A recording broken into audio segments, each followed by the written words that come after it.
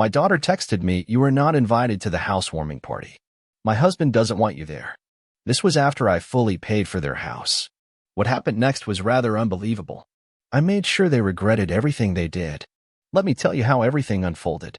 First, let me quickly thank you for your continuous support. This means a lot to us. If you enjoy the stories we share, kindly subscribe to this channel. It will be great if you can leave a comment on which city you are watching from. We might just give you a shout out in our next story. Today's special shout out goes to Jamie Atkins from New Jersey. We are glad you enjoy our stories. Now let's go deeper into the story. People always told me I was too generous with my daughter. "You spoil her," they'd say. But when you've raised a child alone, when you've worked 3 jobs to keep the lights on and their belly full, spoiling them doesn't feel like a crime. It feels like redemption. My name is Janice Hall. I've spent most of my life working in education administration, budgeting not just school programs, but my own pennies, one at a time. Emily was my only child, and after her father left us when she was just 4, I swore I'd give her a life that didn't feel like one long apology. From the moment she was born, I was in motion. Diapers, daycare, late-night lesson plans for extra pay, side gigs tutoring other people's kids just to keep mine in ballet and braces. I never remarried. I told myself it was because I hadn't found the right person, but deep down, I just didn't want to share Emily. She was my world, and I was building hers, brick by brick, dollar by dollar. I paid for her college outright. When she wanted to study abroad for a semester in Florence, I quietly took a second mortgage. She never knew that part. She only saw the plane ticket, the opportunity. And that's what I wanted. When she met David, I had reservations. He was polite enough, handsome in that generic, Instagram-filtered way. But something in his eyes always looked like he was sizing you up. Not mean, just calculating. I tried to ignore it. He was good to her in the beginning, or at least, that's what I chose to see. He sent thank you texts when I paid for their engagement dinner. He smiled through tight teeth during family photos. But after the wedding, things shifted. Suddenly, I was overstepping. Suddenly, Emily wasn't calling back as quickly. Little boundaries started sprouting up like weeds in a garden I thought I had nurtured. The house conversation came 6 months into their marriage. Emily called, voice bubbling with excitement, saying they found a place. A 2-story colonial on the edge of town, fixer-upper, but perfect for starting a family. I smiled through the phone. Of course I would help. I had saved for years, ever since she was a teenager. Not for this specifically, but for whatever she needed to feel secure. I transferred the full down payment without hesitation.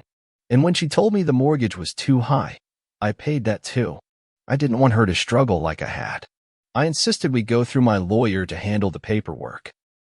Just a precaution, I said, in case anything happens. She didn't blink. David didn't either. They just signed where the tabs were. Tucked within the legalese was a clause, something my lawyer called a protective ownership reversion. It stated that under certain conditions, namely family conflict or financial misuse, I had the right to reclaim ownership of the home. At the time, it felt paranoid, even to me. But a quiet voice in my head whispered, "Protect yourself." And for once, I listened. The day they moved in, I was there at 7 a.m. with coffee and donuts. I helped unpack boxes, hung curtains, even scrubbed the kitchen floor while Emily rearranged furniture and David directed movers like a CEO. I smiled through the aches in my knees, ignoring the way David barely acknowledged me. When I brought over a ceramic planter I'd had since Emily was a baby, he said, "Do we really want old stuff cluttering the porch?" Emily shushed him with a laugh. I swallowed mine with the rest of my pride. The next few months were quiet. Emily called, but less frequently. I'd drop off groceries once in a while, or come by when they were out to water the plants. I told myself it was normal. Newlyweds need space. I convinced myself I was doing too much. Maybe I was overbearing. I'd always been a fixer, but it's hard to turn off decades of mothering. It's not like a light switch. It's a rhythm, a heartbeat. Then came the text. It was a Saturday morning. I was sitting in the sunroom, drinking tea and flipping through the local paper. My phone buzzed once. I picked it up and read the message without expecting anything unusual. But the words sliced through me like cold steel. "You are not invited to the housewarming party. My husband doesn't want you there." No greeting. No explanation. Just that. My tea turned cold in my hands. I read it again and again. My mind didn't know how to process betrayal wrapped in such clinical brevity. I stared at the words until they blurred. My heart beat so loud I could hear it in my ears. I waited for another text, an apology, a clarification. None came. That night, I didn't sleep. I lay in bed replaying every sacrifice I had made for Emily, wondering where I had gone wrong. Was it that I gave too much? That I never asked for anything back? That I let her marry a man who saw me as a checkbook with a heartbeat? I thought about the house, how I had never even asked to be thanked for it. I had wanted to give her stability, a legacy, but now all I felt was used. By morning, I wasn't angry. I was clear. The kind of clarity that comes not from rage, but from resolve. I walked to my desk, pulled out the manila folder with the house papers, and dialed my lawyer's number. When she picked up, her voice was calm, familiar. She listened without judgment as I asked, "Is the clause still valid?" She said yes. And just like that, I began the process of reclaiming what was mine. I must have stared at that text 100 times. It felt like a punch, not to the gut, but somewhere more sacred, somewhere no apology could reach. It wasn't the words themselves. It was the precision, the blunt, surgical cruelty of them. "You are not invited to the housewarming party. My husband doesn't want you there." 10 words. 10 words that dismantled 30 years of motherhood. The phrasing was unmistakable, calculated, final. Emily didn't say we, didn't cushion it with maybe next time, didn't offer to talk it through. She passed the blame to him, sure, but still hit send. She still chose him over me. And that changed everything. I sat on the edge of my bed, phone still in hand, as if the message would morph into something else if I looked at it long enough. Maybe I misread it. Maybe it was a joke. But no, it was too deliberate. My thumb hovered over the screen. I didn't reply. What would I say? Why not? What did I do? Is this really from you?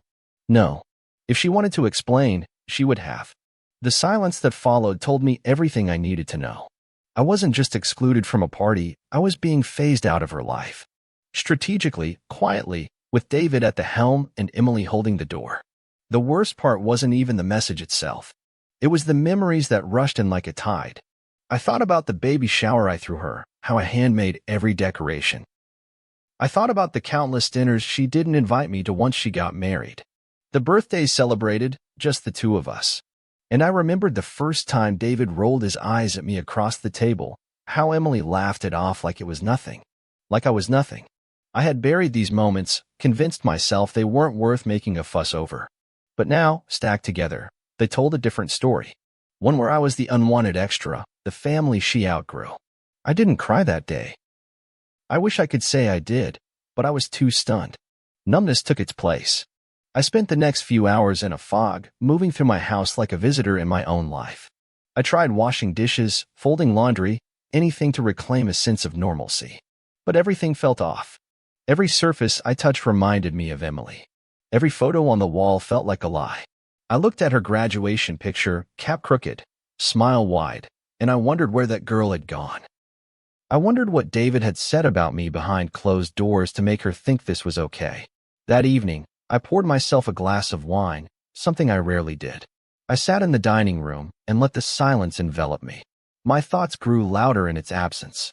I imagined the party, laughing, music, people clinking glasses in a home I paid for. My daughter showing off granite countertops I'd chosen, floors I'd refinished, furniture I'd helped fund. I imagined her smiling while people complimented the space, never once mentioning the woman who made it possible. It wasn't just exclusion. It was erasure.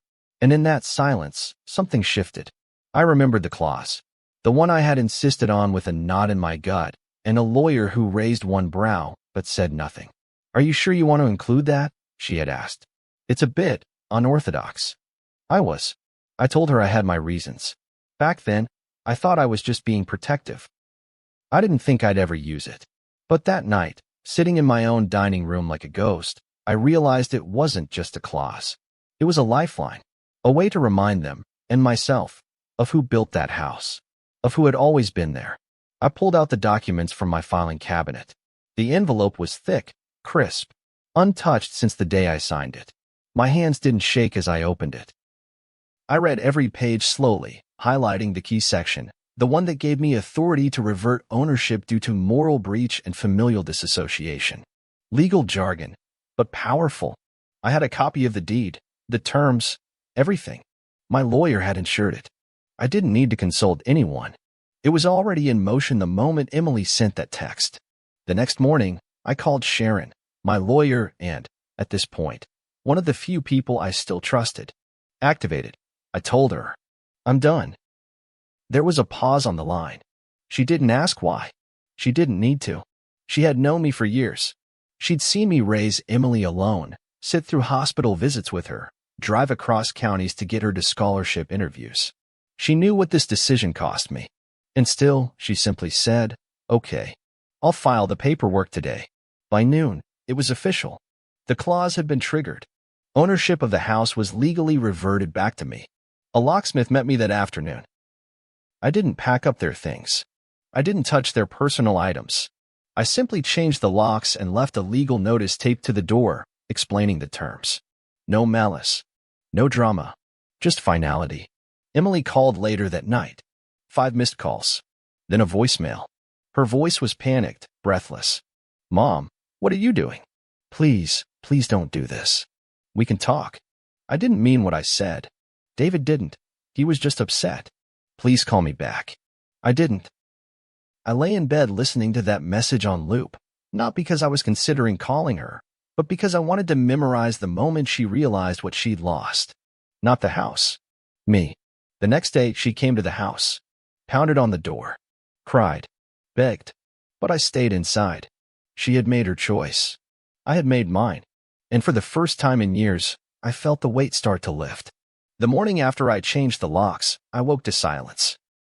Not the peaceful kind. Not the kind that makes you exhale and feel grateful for stillness. No, this was a charged, tense quiet, like the calm that hovers before a storm shatters the sky. I sat at the kitchen table, my coffee going cold beside me, staring at my phone like it might explode. Emily hadn't called again after the night before. Not yet. But I could feel the tension in the air, like static before a lightning strike. I imagined her waking up, realizing she couldn't get into her house, rereading the legal notice with trembling hands. I wondered what David said when he saw it. I wondered if he cursed my name, or if he finally realized who he'd been dealing with. I didn't feel triumphant. That's what people don't understand. Reclaiming something that should never have been taken isn't a victory, it's a last resort. I had gone to bed exhausted, not from the logistics, but from the heartbreak. The kind that doesn't scream or weep, but settles deep into your bones and makes your limbs heavy. I didn't want revenge. I wanted respect. And when that was too much to ask for, I wanted space, clean, unambiguous space between me and the people who had turned me into a footnote in their lives. By mid-morning, Sharon called to confirm the clause had been officially processed and recorded. Her voice was calm, measured, but I could hear the empathy underneath. You know, they might challenge this, she said. Public opinion, if not legal grounds. I told her I wasn't worried about public opinion. I hadn't lived my life for other people's approval, and I wasn't about to start now. She paused for a moment, then added, You're stronger than most. Just make sure you're ready for the fallout. I told her I already lived in it. I spent the rest of the day moving around the house like someone trying to remember which drawers held what. I hadn't touched most of their things, my name was on the deed now, but I still felt like I was walking through someone else's life. Their photos were still on the walls, their mismatched mugs still in the cupboard. I didn't touch the fridge, where Emily had hung a grocery list in her handwriting, half-formed loops and quick scribbles. Eggs, oat milk, spinach, granola. I stared at it longer than I should have. Then I carefully peeled it off and dropped it in the trash. Late in the afternoon, I opened the front door to let in fresh air. That's when I saw her car parked just down the block. Not in the driveway, not in front of the house, but far enough away to say, I'm here, but I won't come unless you do first. That had always been Emily's way. Silent negotiations. Emotional chess. I stood in the doorway for a full minute before turning back inside. If she wanted to talk, she could walk to the door. She never did. By evening, the text messages began again. This time, they were longer. Emotional. I don't understand why you're doing this. You're punishing me for one mistake. David was upset, and took it out on you. That's not fair, but this isn't either.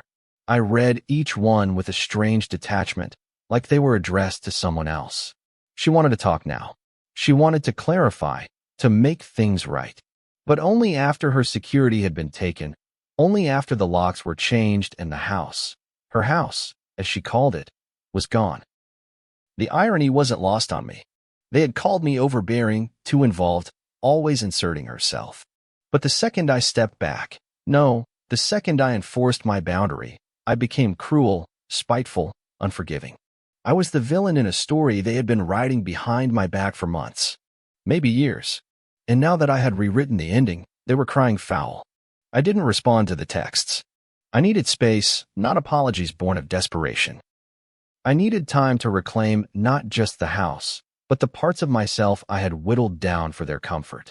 My motherhood had become a service I kept performing long after the curtain should have closed. I had paid for that house not because I wanted control, but because I believed I was investing in her future.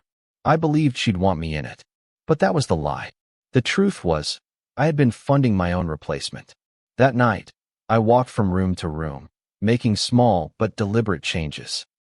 I removed the throw pillows that spelled "Love Lives Here."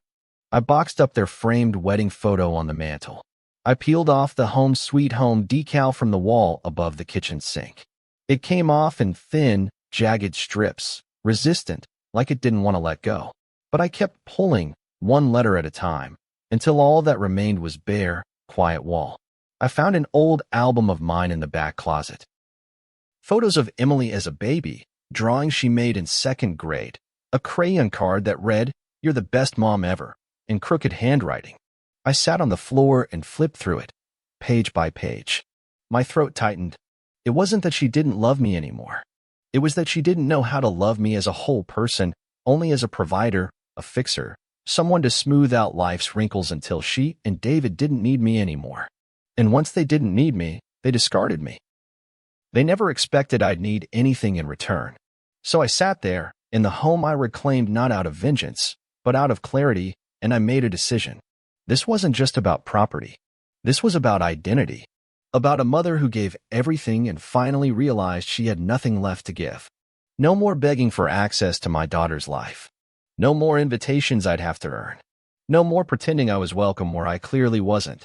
I was done. It was 3 days before she showed up in person again. Not with the fury I'd half expected, not with lawyers or threats or some dramatic confrontation. She came alone, hair pulled back in a messy bun, wearing that oversized gray hoodie she used to wear in high school when she was too tired or too overwhelmed to care.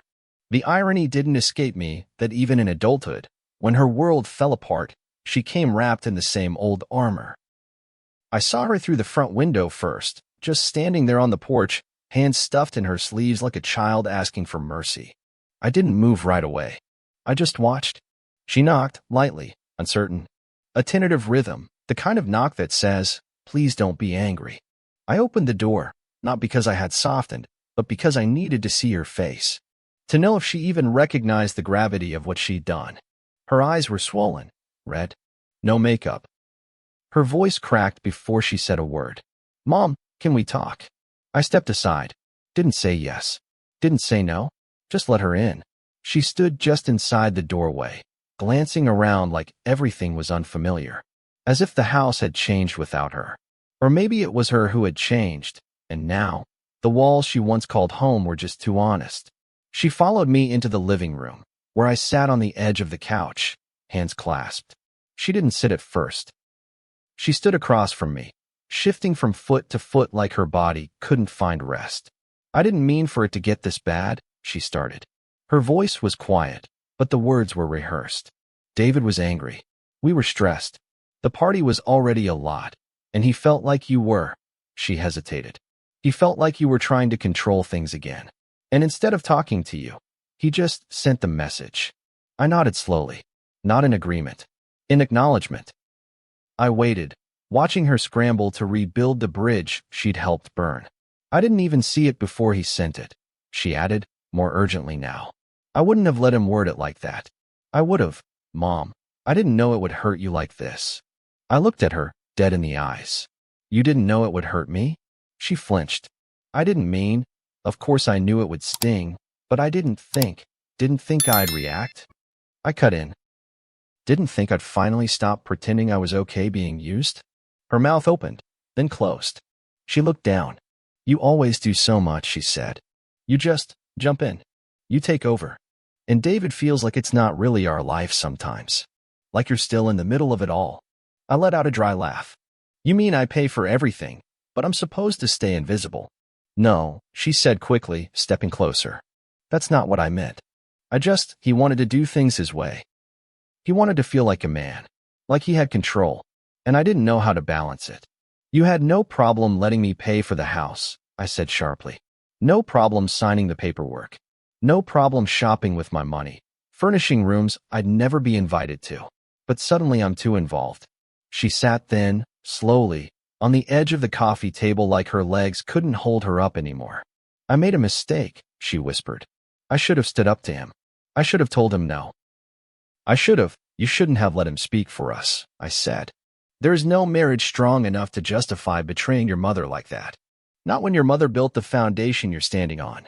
Tears started to roll down her cheeks, and for a moment, I almost reached for her. Almost. But something held me back. Something stronger than maternal instinct. Self-preservation. Survival. I had poured so much of myself into her life that I'd forgotten what it felt like to hold anything back. Now I was learning. Slowly. Painfully. But I was learning. I just wanted us all to be okay, she said between sobs. I didn't want to choose between my husband and my mom. I didn't think I'd have to. You didn't have to, I replied. You chose to. We sat in silence after that, the kind of silence that speaks louder than screams. She wiped her face with her sleeve, her shoulders trembling. I could see the little girl in her then, the one who used to crawl into my bed after a nightmare, the one who cried when I missed a recital because I was stuck at work. She had always needed me, and I had always shown up. But that girl was gone now, and the woman in front of me had let someone else redefine what loyalty looked like. Finally, she looked up. Can we fix this? I didn't answer right away. The question hung in the air like a balloon with no string, hopeful, but directionless. I don't know, I said. I'm not saying I'll never speak to you again. I'm not shutting the door forever. But right now, I need distance. I need to remember who I am when I'm not being used. I need time to live in this house without feeling like a fool in her own story. She nodded slowly, more devastated by my calm than she would have been by rage. I'll go, she said, voice cracking again. I'm sorry. I let her walk out without a hug, without a promise, without a resolution. Sometimes people confuse forgiveness with reunion, but I knew better now. Forgiveness was about setting down the weight, not inviting it back in. As the door closed behind her, I exhaled. One chapter had ended, and no matter how many tears were shed, I wasn't reopening it. It didn't take long for the story to spread. Families are porous things. No matter how tightly you try to seal the cracks, word seeps out like water through old pipes. My sister called first. Brenda. Always the peacemaker, the one who thought love meant smoothing things over until the truth disappeared. She didn't start with a hello. She dove right in. Janice, what the hell is going on? Emily says you took the house. I closed my eyes. Of course, Emily had called her. No, I said quietly. I reclaimed the house. I owned it. I paid for it. I just decided I wasn't going to keep funding my own disrespect.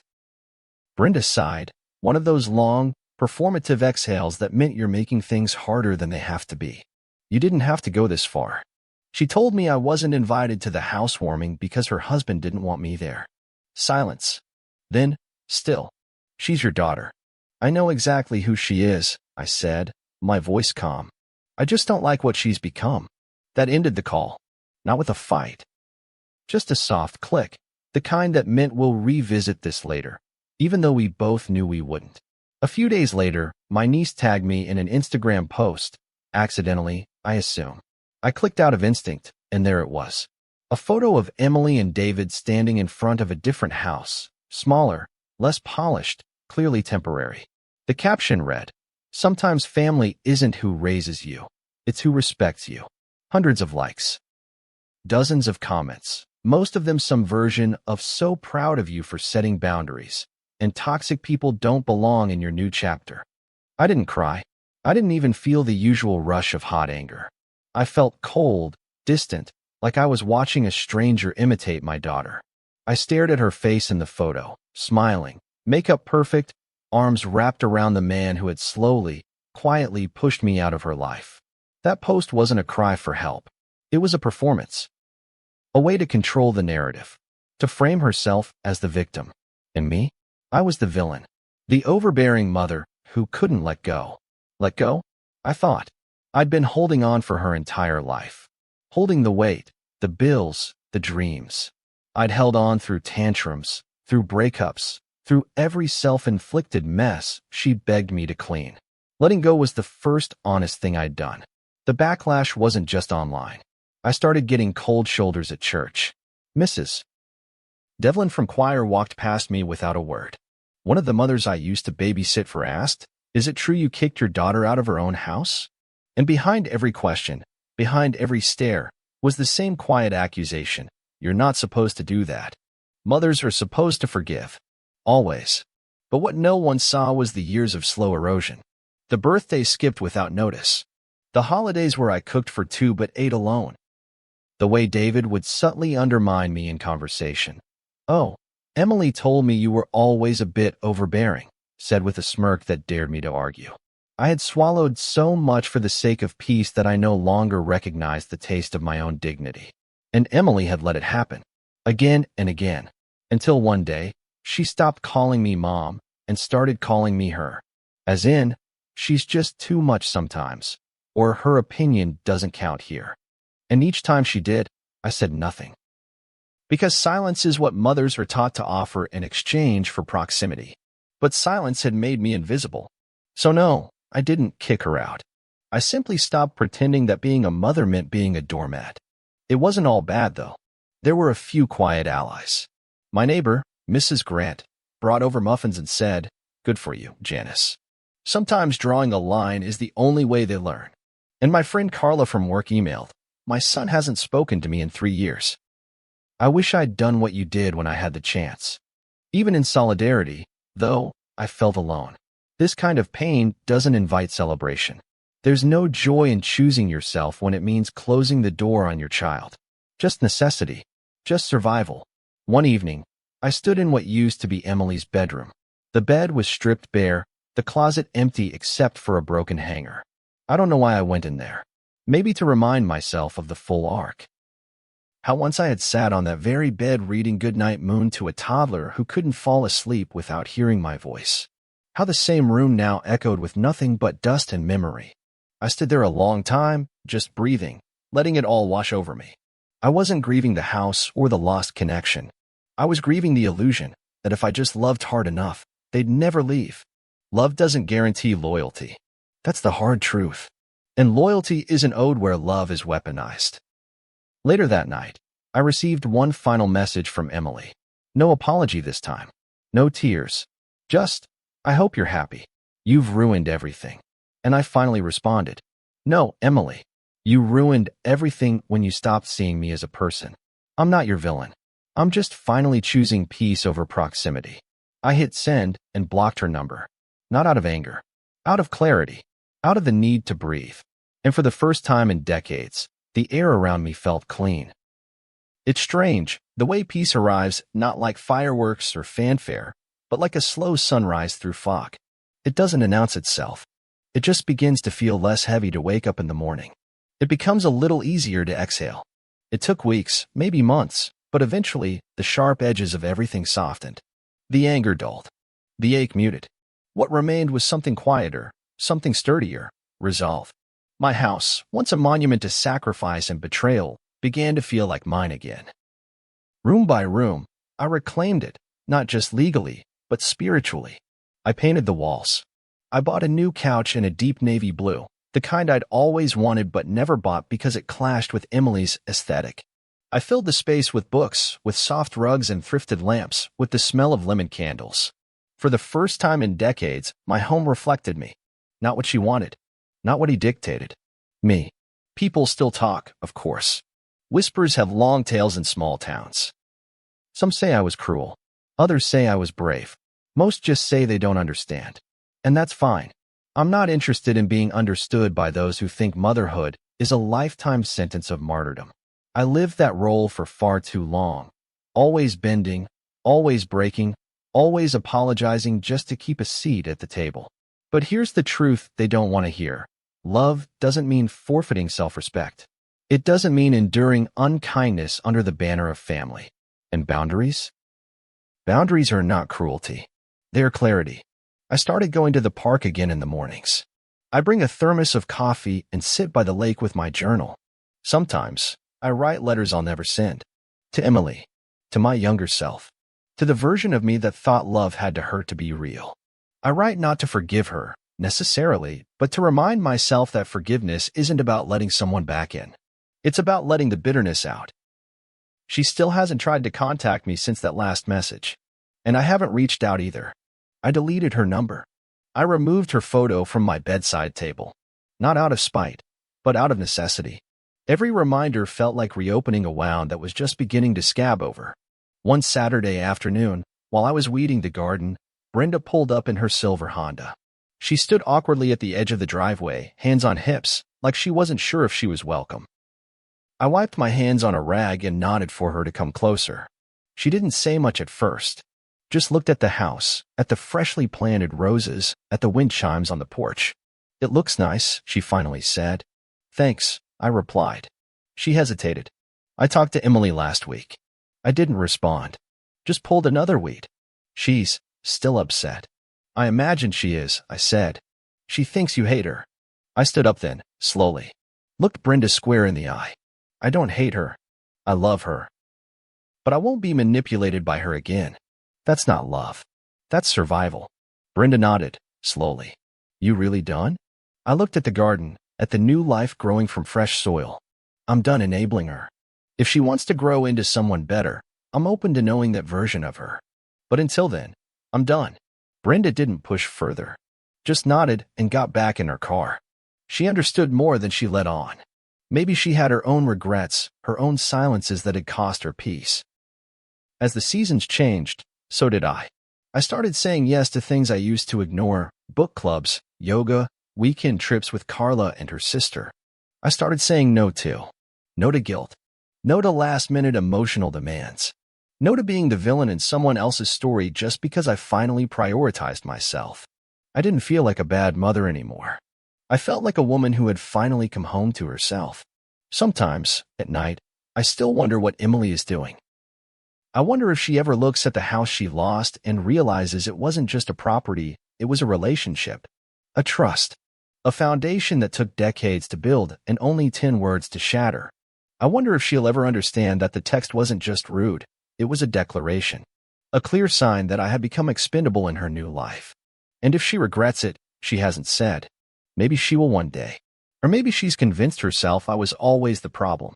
Either way, it's not mine to fix. And that's what peace looks like, really. Letting go of the need to be seen as right. Letting go of the urge to correct the narrative. Letting go of the hope that someone else will wake up and suddenly become the person you need them to be. Peace is accepting what is, instead of clinging to what could have been. The final change I made was to the front of the house. I bought a new welcome mat. Nothing fancy, just a clean, simple one that says, "Come as you are." A reminder to myself, more than to visitors. Come as you are, but only if who you are doesn't cost me my peace. Because I've paid enough. I've given enough. And from now on, I choose me. If this story resonated with you, don't forget to like, subscribe, and share your thoughts in the comments. We release new emotionally gripping family dramas every week. Stories about betrayal, boundaries, and the strength it takes to choose yourself. Stay tuned for more raw, real-life narratives that speak to the heart. See you soon in the next story.